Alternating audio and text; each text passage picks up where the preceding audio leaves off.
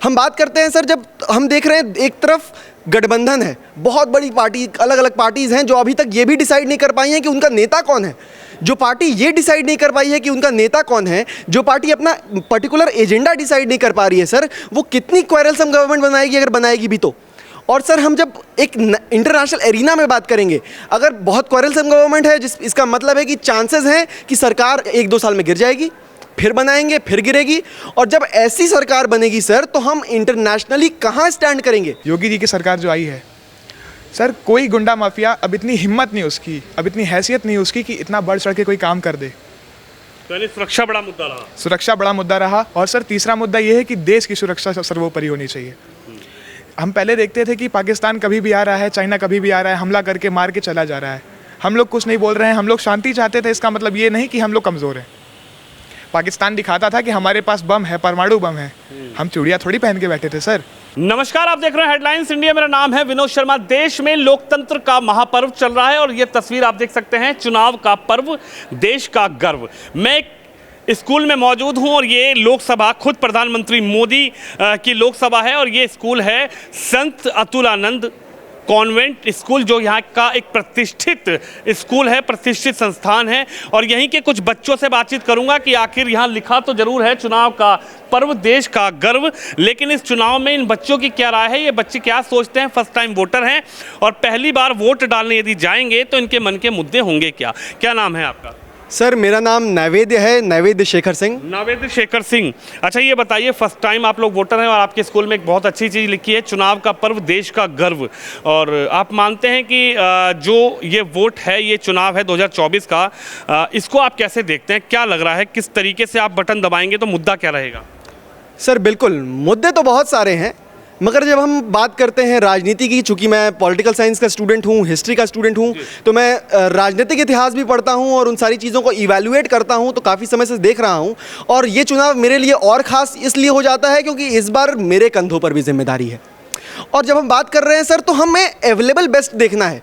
लोग हमेशा कमियां निकालने लग जाते हैं हर सरकार से, बट लोग कंपेयर नहीं करते कि क्या था, क्या हुआ, क्या हो रहा है। हम बात करते हैं सर, जब हम देख रहे हैं एक तरफ गठबंधन है, बहुत बड़ी पार्टी, अलग अलग पार्टीज़ हैं जो अभी तक ये भी डिसाइड नहीं कर पाई हैं कि उनका नेता कौन है। जो पार्टी ये डिसाइड नहीं कर पाई है कि उनका नेता कौन है, जो पार्टी अपना पर्टिकुलर एजेंडा डिसाइड नहीं कर पा रही है सर, वो कितनी क्वेरलसम गवर्नमेंट बनाएगी, अगर बनाएगी भी तो। और सर हम जब एक इंटरनेशनल एरिना में बात करेंगे, अगर बहुत क्वेरलसम गवर्नमेंट है, इसका मतलब है कि चांसेस हैं कि सरकार 1-2 साल में गिर जाएगी, फिर बनाएंगे, फिर गिरेगी। और जब ऐसी सरकार बनेगी सर, तो हम इंटरनेशनली कहाँ स्टैंड करेंगे। जहां आज हमें नरेंद्र मोदी जी एक सपना दिखा रहे हैं, जब वो कहते हैं इतने कॉन्फिडेंस से कि आज भारत में वो शक्ति है कि वो पूरी दुनिया पर प्रभाव डाल सकता है, तो हर एक भारतीय के अंदर वो उत्साह आता है कुछ करने का, बाहर जाने का, चाहे कितने अंग्रेज हों, चाहे कितने कहीं के रेजिडेंट्स हों, उनके सामने खड़े होकर अपनी बात कहने का। तो वो कॉन्फिडेंस नरेंद्र मोदी जी दे रहे हैं, वो पॉजिटिव आउटलुक दे रहे हैं। हर सरकार कुछ ना कुछ विकास करती है सर, बट बहुत कम सरकारें होती हैं जो आइडियोलॉजी बदलती है, जो आउटलुक बदलती है। तो ये मुद्दे बहुत ज़रूरी हैं सर, जिस पर कोई ध्यान नहीं दे रहा है। भाजपा खुद अपने कुछ मुद्दों को नहीं बता रही सर, जो कि बहुत ज़रूरी हैं, जिस पे उन्हें वोट मिलेंगे, मगर वो कम्युनिकेट नहीं कर पा रहे। शायद सवर्णों को उन्होंने 10% रिजर्वेशन दिया, वो कहाँ कह रहे हैं किसी को, बट सवर्ण खुश तो हैं उससे। कितने लोगों को सीट्स मिल रही हैं, एजुकेशन में सीट्स मिल रही हैं सर। तो ये कुछ मुद्दे हैं जिन पर बहुत सारी बातें की ओपन डेफिकेशन खत्म हो रहा है सर धीरे धीरे। हाँ, कहीं ना कहीं कमियां हैं, गांव वालों को शौचालय दे तो दिए गए, मगर उसके उपयोग के मायने सिखाने में अभी थोड़ी कमी है। हम कमियों को लेकर चल रहे हैं, बट ये गवर्नमेंट एश्योर कर रही है जी कि वो इन कमियों को पूरा करेगी।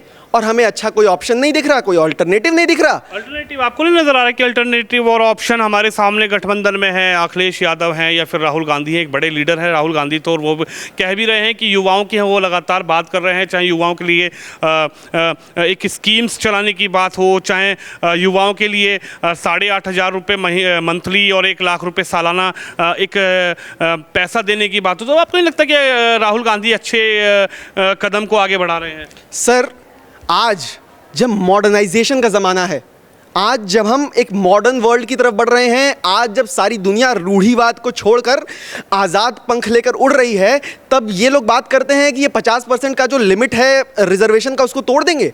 आज ये जातिवाद की बात करते हैं। आज जब हम पढ़ लिख रहे हैं कि आज जातिवाद की कोई ज़रूरत नहीं है, आज रिजर्वेशन के मायने ख़त्म होते जा रहे हैं। हो सकता है अगले कुछ सालों में रिजर्वेशन को ख़त्म करने की बात की जाए। उस समय ये बात करते हैं कि रिजर्वेशन और बढ़ा देंगे। किस लिए? क्योंकि इन्हें वोट चाहिए। ऐसी सरकार को हम अल्टरनेटिव कैसे माने? और सर, जहां हमें एक इंसान दिख रहा है, एक लीडर दिख रहा है, नरेंद्र मोदी दिख रहे हैं, उनके वादे दिख रहे हैं, उनकी गारंटी दिख रही है, और दूसरी तरफ अभी तो उनके में खुद ही डन नहीं है कि कौन रहेगा।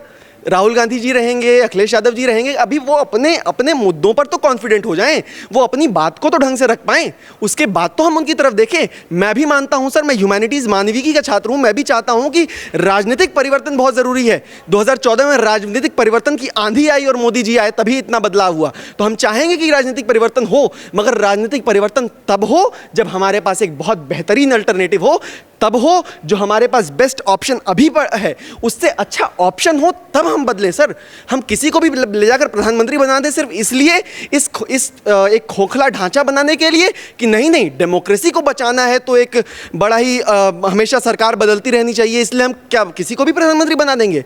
देश आज बदल रहा है क्योंकि एक बहुत मजबूत सरकार है, क्योंकि एक इनके सर, मैं इतिहास से वाकिफ कराना चाहूँगा। 1947 और 1948, 49, 50 की बात है, जब बात हो रही थी संविधान सभा में कि कैसी सरकार रहे, सेंट्रल गवर्नमेंट मजबूत रहे कि स्टेट गवर्नमेंट के पास ज़्यादा पावर्स रहे, तो नेहरू जी ने राजेंद्र प्रसाद जी को लेटर लिखा था कि जब हम आज़ाद हो रहे हैं तो हमें एक बहुत ही स्ट्रॉन्ग, बहुत ही मजबूत सेंट्रल गवर्नमेंट की ज़रूरत है। क्योंकि जब एक बालकृष्ण जी भी एक थे यूनाइटेड प्रोविंस से, उन्होंने भी यही सेम बात कही थी कि अगर हम एक मजबूत सेंट्रल गवर्नमेंट रहेगी तो वो अंतर्राष्ट्रीय स्तर पर सही फैसले लेगी और उसके ऊपर कोई दबाव नहीं रहेगा ना सर। अब राहुल गांधी जी बन गए प्रधानमंत्री, अखिलेश यादव जी अगले दिन पहुंच रहेंगे, नहीं हमारे उत्तर प्रदेश में हमारे ये मुद्दे हैं, इस पर आप ये बात करिए। तो फिर साउथ के उनके जो चचेरे भाई हैं वो पहुंच गए कि हमारे ये मुद्दे हैं, इस पर ये बात करिए। वो तो इसी में फंसे रह जाएंगे और अभी तक उनके कोई स्टैंस ही नहीं क्लियर है। तो जब कक्षा 12वीं का पास किया बच्चा ये समझ पा रहा है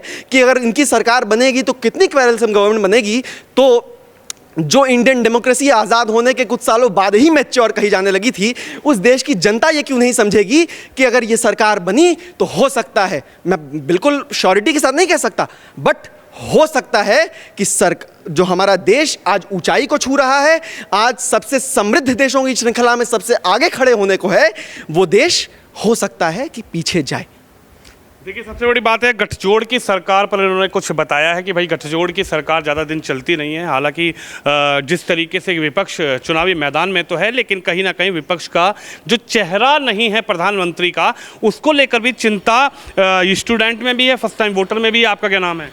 मेरा नाम अथर्व कुमार पांडे है। मैं बनारस से हूँ। बनारस से हो तो पांडे जी, कितना बदला बनारस? या मोदी जी आए और टाटा बाय बाय करके चले गए? बिल्कुल नहीं, सारा देश जानता है कि आज विश्वनाथ मंदिर में कितना डेवलपमेंट हुआ है, उसके कॉरिडोर्स कितने सुधरे हैं।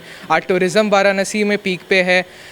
मैं सारनाथ में पर्टिकुलरली रहता हूँ, वहाँ पे अभी डेवलपमेंट चल रहा है। और भी कई चीज़ें हैं जो हमें आने वाले सालों में शायद दिखने को मिले, और गवर्नमेंट हमारा एश्योर करता है, जिसे हम मोदी की गारंटी कहते हैं। तो मोदी की गारंटी पे मोहर लगेगी? मोदी की गारंटी पे मोहर लगेगी, उस कमल पे लगेगी जो कीचड़ में खिल रहा है। अच्छा जी, तो यानी आप पहली बार वोट डालने जाएंगे तो कीचड़ में कमल खिलाने वाले हैं क्या? हाँ बिल्कुल। जी बिल्कुल, हम उस कमल को खिलाएंगे जो पूरे देश, पूरी दुनिया के सामने खिलेगा, अपना सुंदरता पूरी दुनिया को दिखाएगा, जो दिखा भी रहा है और आगे चल के भी दिखाएगा।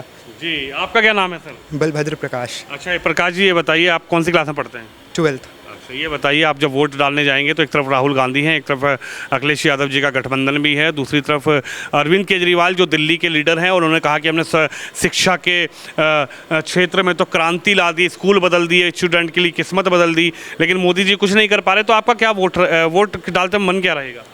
देखिए, अरविंद केजरीवाल जी तो खुद अपने वक्तव्यों से पीछे हटे हैं कई बार। उनका कहना था कि वो कांग्रेस से कभी गठबंधन नहीं करेंगे, पर उसके बावजूद उन्होंने किया। वो पंजाब में बात करते थे कि पंजाब में सरकार आने के बाद पराली का सही समाधान निकालेंगे, वो नहीं कर सके। दिल्ली में आज भी प्रदूषण होता है, यमुना आज भी प्रदूषित है, तो वो अपने खुद के स्टैंड्स पर क्लियर नहीं हो पाए हैं। उसके साथ ही जो गठबंधन बना है उसमें इतने सारे चेहरे हैं, कोई कुछ बोलता है, कोई कुछ बोलता है, कोई हमारे विरासत का अपमान करता है, कोई हमें ही हम लोगों को ही अपमानित करने के लिए महसूस करता है। तो मैं समझता हूँ कि ऐसे समय में अभी जो बेस्ट ऑप्शन है वो एनडीए गवर्नमेंट ही है। और निश्चित रूप से प्रधानमंत्री जी, डबल इंजन की सरकार, यहाँ पर प्रदेश में योगी आदित्यनाथ जी और केंद्र में मोदी जी ने बहुत अच्छा काम किया है। हम वाराणसी अपने क्षेत्र की बात करें तो रोड से लेकर के बिजली तक, पानी तक और घाटों के सौंदर्यकरण से लेकर के काशी विश्वनाथ तक, इसके अलावा विश्व का सबसे एशिया का आई थिंक सबसे बड़ा रोपवे बन रहा है यहाँ पे, बुलेट ट्रेन की बात होती है, इंटरनेशनल क्रिकेट स्टेडियम की बात होती है। तो इन सभी चीज़ों से जो यहाँ पर थर्ड सेक्टर, टर्शरी सेक्टर को जो एक तरीके से पुश मिला है, उसके चलते देश की इकोनॉमी भी बहुत आगे बढ़ेगी। और हम सब समझते हैं कि इकोनॉमिक डेवलपमेंट के लिए टर्शरी सेक्टर का कितना इम्पोर्टेंस है। हमारी आज भी जो मोस्ट ऑफ द पॉपुलेशन है वो प्राइमरी सेक्टर पर डिपेंडेंट है, पर ज़रूरत है टर्शरी सेक्टर में उनको लेके आने की। और जो रोड्स बने हैं, जो और भी चीज़ें हुई हैं, उससे मुझे पूरा विश्वास है कि टर्शरी सेक्टर में और ज़्यादा काम होगा। लेकिन प्रकाश, एक बात बताइए, बहुत इंटेलिजेंट हैं राहुल गांधी, विदेश से पढ़ के आए हैं और अपोजिशन के लीडर भी हैं और तमाम विपक्षी दलों को साथ लेकर इस चुनाव में लड़ाई लड़ रहे हैं। वो लगातार उन्होंने भारत जोड़ो यात्रा चलाई, भारत जोड़ो न्याय यात्रा चलाई। आप इंटेलिजेंट हैं, तो ऐसा नहीं लगता कि जो राहुल गांधी कह रहे हैं कि भाई मोदी जी ने युवाओं के लिए कुछ नहीं किया, मोदी ने नौकरी बोली वो नहीं दी, हम आएंगे तो हमारी गवर्नमेंट आएगी तो हम जॉब देंगे, जो आप पढ़ लिख कर आगे बढ़ेंगे तो हम आपको नौकरी देंगे, हम आपके लिए 1 लाख रुपए देंगे, 8,500 रुपए आपके खाते में देंगे, आप उससे अपने को मजबूत समझ पाएंगे। तो ऐसा नहीं लगता कि राहुल गांधी पर विश्वास कर लें और इस बार 24 में राहुल जी को मौका दे दें? देखिए, 2 चीज़ें हैं। पहली बात कि अगर विदेश से पढ़ने वाला ही सबसे इंटेलिजेंट हो तो हम अपमान कर रहे हैं स्वामी विवेकानंद जी का, जो इस देश में पले बढ़े और भारत को विश्व गुरु बनाने का ख्वाब उसी समय देख चुके थे। और इनफैक्ट कई सारे स्टेजेस पर उन्होंने भारत का बहुत शानदार प्रतिनिधित्व भी किया। दूसरी बात ये कि आपने कहा जॉब्स के बारे में, हम सब जानते हैं पॉपुलेशन जब तक देश की इतनी ज़्यादा रहेगी तब तक जॉब शॉर्टेज रहेगा। पर ये विपक्ष के लोग पॉपुलेशन कंट्रोल पर बात करने से पीछे हटते हैं। यूसीसी आती है तो उससे पीछे हटते हैं। और पॉपुलेशन कंट्रोल सबसे ज़्यादा ज़रूरी मुद्दा है, उस पर बातचीत होनी चाहिए। और मुझे लगता है कि जब तक पॉपुलेशन कंट्रोल के लिए ज़रूरी जो फैसले हैं वो नहीं लिए जाएंगे, तब तक आई डोंट थिंक कि जॉब शॉर्टेज पर कोई बहुत इम्पैक्ट पड़ने वाला है, चाहे किसी भी गवर्नमेंट आ जाए। देखिए, बिल्कुल सही बात है, प्रकाश ने बिल्कुल सही बोला कि भैया पॉपुलेशन कंट्रोल तो करनी पड़ेगी, यानी कि जनसंख्या, बढ़ती जनसंख्या को नियंत्रण तो करना ही पड़ेगा, क्योंकि संसाधन देश में कम है और संख्या देश में लगातार बढ़ती जा रही है। इस विषय पर कोई बात नहीं कर रहा। कोई नेता कहता है 1 लाख रुपए दे देंगे, कोई नेता कहता है 8,500 रुपये दे देंगे, कोई नेता किसी विषय पर बात करता है। लेकिन जो प्रकाश हैं 12th में पढ़ रहे हैं और इन्होंने कहा कि पॉपुलेशन पर जरूर सोचना चाहिए, विचार करना चाहिए। आपका क्या नाम है? जय हिंद सर, मेरा नाम शाश्वत सिंह है। अच्छा सर, तो क्या कहेंगे, कैसे देखते हैं आप लोग? तो फर्स्ट टाइम वोटर हैं, जब वोट का बटन दबाने जाएंगे तो क्या लगता है, सरकार ठीक है या फिर सरकार बदलनी चाहिए? सर, वोट के टाइम पे तो हम यही कहना चाहेंगे कि एज अ कॉमर्स का स्टूडेंट मेरे पास 3 मुद्दे हैं। कॉमर्स के स्टूडेंट होने पे सबसे मेन मुद्दा मेरे पास ये है कि मैं अभी तो युवा स्टेज में हूँ, सबसे ज़रूरी मेरे लिए एम्प्लॉयमेंट है। मुझे अगर वो मिली तो मैं अपने पैर पे खड़ा हो सकूँगा। दूसरी चीज़ ये कि गुंडागर्दी कम हो रही है सर पहले से, क्योंकि मैंने जब से होश संभाला है 2010 से, मैंने देखा है सर कि पहले कितनी चीज़ें होती थी। एक्चुअली मैं बिहार से बिलोंग करता हूँ, मेरी माता जी बिहार से बिलोंग करती हैं। जहाँ पे मेरा नानी घर है गया डिस्ट्रिक्ट में, वहाँ पे 90 की दशक में एक 12 कांड हुआ था जी। मेरी नानी लोग बताती हैं कि उस समय लोगों के ऐसे ही गले काट के फेंक दिए जाते थे नालों में, सड़कों पे। इतना दहशत का माहौल था। यूपी में भी ऐसी कुछ चीज़ें होती थी, बट उतना नहीं जैसा 12 कांड में हुआ था। पर जब से सर मोदी सरकार आई है और ये डबल इंजन की सरकार जो लोग बोलते हैं, योगी जी की सरकार जो आई है सर, कोई गुंडा माफिया अब इतनी हिम्मत नहीं उसकी, अब इतनी हैसियत नहीं उसकी कि इतना बढ़ चढ़ के कोई काम कर दे। तो यानी सुरक्षा बड़ा मुद्दा रहा। सुरक्षा बड़ा मुद्दा रहा। और सर तीसरा मुद्दा ये है कि देश की सुरक्षा सर्वोपरि होनी चाहिए। हम पहले देखते थे कि पाकिस्तान कभी भी आ रहा है, चाइना कभी भी आ रहा है, हमला करके मार के चला जा रहा है, हम लोग कुछ नहीं बोल रहे हैं, हम लोग शांति चाहते थे। इसका मतलब ये नहीं कि हम लोग कमज़ोर हैं। पाकिस्तान दिखाता था कि हमारे पास बम है, परमाणु बम है। हम चूड़ियाँ थोड़ी पहन के बैठे थे सर, हमारे पास भी तो बम है। लेकिन जब से मोदी जी आए हैं, सबसे बड़ा मुद्दा ये है कि जब से मोदी जी आए हैं, पाकिस्तान को, चाइना को मुँह तोड़ जवाब मिला है। किसी भी देश ने पहले हमें सीरियस नहीं लिया था, बट जब से 2014 के बाद गवर्नमेंट बदली है तो सब हमको सीरियस लेने लगे हैं। यानी 14 से सरकार बदलने पर आखिर क्या सोचते हैं? आपका क्या नाम है? कार्तिकेय शर्मा जी नाम है हमारा। कार्तिकेय शर्मा। कार्तिकेय शर्मा। Yes, अच्छा, sir. ये बताइए, भैया ने कहा कि सुरक्षा बड़ा मुद्दा रहा, पहले डर लगता था, खौफ रहता था। आप मानते हैं कि अब ये गुंडागर्दी वगैरह जो है ये थोड़ी इस पर कंट्रोल हुआ है? जी, इसने बहुत कंट्रोल किया गया है। आपने देखा होगा कैसे गुंडा माफिया का खात्मा भी किया गया इसी वजह से। बढ़ती हुई उनके जो जुर्म थे, चीज़ें थी, उन्हें कम किया गया। आज भी देख सकते हैं हर एक सिक्योरिटी यूपी पुलिस चाहे कहीं भी आप देख सकते हैं सिक्योरिटी को बढ़ाया गया, आर्मी को डेवलप किया गया, उनमें टेक्नोलॉजीज लाई गई, बम से राफेल से मंगवाए गए, रशिया से उन्होंने किए। तो उन्होंने सुरक्षा के मामले में मोदी जी ने बहुत से कदम उठाए हैं और जो आज विकसित भी हैं, जो होने भी चाहिए हुए भी हैं। तो लगता है कि इस बार गवर्नमेंट रिपीट कर रही है? लगता है कि इस बार तो बड़ा टफ है मामला, मोदी सरकार आए या नहीं आए कुछ पता नहीं लग रहा। नहीं जी, मोदी जी का ही आना तय है, क्योंकि मोदी जी ने पूरा हर एक यूथ के लिए, हर एक देश के लिए अपने मन से काम किया है। अपने देश को अपना समझ के अपनी चीज़ों को बहुत अच्छे से किया गया है। यूथ के डेवलप किए हैं, चाहे एजुकेशन हो गया, चाहे एम्प्लॉयमेंट हो गया, हर चीज़ को उन्होंने बढ़ावा दिया है, सुरक्षा में बढ़िया किया है। तो मैं चाहूँगा कि मोदी जी का ही आना मोदी रहे। जी आ जाएं, ये तो भैया चाह रहे हैं, लेकिन राहुल जी चाह रहे हैं कि मोदी ना आए। राहुल जी कह रहे हैं कि इस बार 1 लाख रुपए ठकाठक खटाखट, 8,500 रुपये खटाखट। सुनते हो उनके भाषण? जी राहुल जी ने बड़ा वादा किया इस चुनाव में। जी, वादा तो उन्होंने किया है, 8,500 रुपये युवाओं के खाते में डाल देंगे। लेकिन उन्हें ये सोचना चाहिए था कि ये 8,500 रुपये वो युवाओं की शिक्षा में लगाते, वो सरकारी स्कूलों को सही करने में लगाते, वो जो 1 लाख रुपए सालाना दे रहे हैं उससे जो गाँवी ग्रामीण स्कूलों का जो इंफ्रास्ट्रक्चर है उसको सही करते। वो 1 लाख रुपए देकर वो उनको घर बैठे 8,500 रुपये महीने देकर वो उनको ये जताना चाह रहे हैं कि तुम काम नहीं भी करो, हम तुम्हें तब भी पैसे देंगे। ये एक तरीके से नाकामी को बढ़ावा देना है। अगर हम उन्हें इतना सक्षम बना दें कि वो 8,500 का 8.5 लाख रुपए महीने कमाएं, तो ये हमारे देश के लिए बड़े गर्व की बात होगी। तो क्या लग रहा है कौन सी गवर्नमेंट आ रही है इस बार? जी, ये बताना पाना मुश्किल है, क्योंकि लोकतंत्र है और लोकतंत्र में लोगों के पास उनका अपना खुद का अधिकार है कि वो किस सरकार को चुनते हैं। तो मैं किसी सरकार की तरफदारी नहीं कर रहा हूँ, लेकिन जो सही है उसको सही और जो गलत है उसको गलत कह रहा हूँ। बदलता भारत आपने देखा क्या? जी बिल्कुल, मेरे सहपाठियों ने बात की सुरक्षा की, शिक्षा की। मैं आपको बताना चाहता हूँ, इस देश में रेलवेज चलती है, दुनिया का दूसरा सबसे बड़ा रेलवे नेटवर्क है भारत का। और इस देश में जहाँ फ्रेट कॉरिडोर आज से पहले किसी सरकार ने सोचा नहीं था, इस सरकार ने डेडिकेटेड फ्रेट कॉरिडोर का जो सपना है उसे वो संकल्प लेकर आज वो ढाल रही है। ईस्टर्न डेडिकेटेड फ्रेट कॉरिडोर और वेस्टर्न डेडिकेटेड फ्रेट कॉरिडोर से हमारी जो रेलवेज़ हैं उनको बहुत बूस्ट मिलेगा। चलिए देख सकते हैं आप, संत अतुलानंद स्कूल, कॉन्वेंट स्कूल के बच्चे हैं और इनकी क्या राय है, और फर्स्ट टाइम वोटर हैं और चुनाव में अहम भूमिका निभाने वाले हैं। इस 24 के चुनाव में ये लोग अहम भूमिका निभाने वाले हैं। तो इनकी राय आपने सुनी, इनके वक्तव्य आपने सुनी, तो आप भी इस खबर पे, इस वीडियो पर अपनी राय जरूर रखें। कैमरामैन अंकित के साथ विनोद शर्मा, बनारस से।